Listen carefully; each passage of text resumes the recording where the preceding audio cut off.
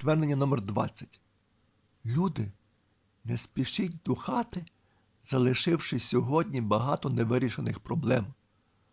А ці проблеми, які у вас сьогодні, і вас сьогодні обминули, завтра обов'язково прийдуть і натворять вам багато біди.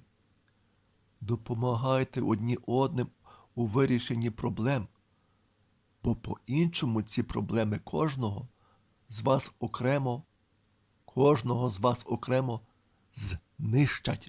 знищать і знищать.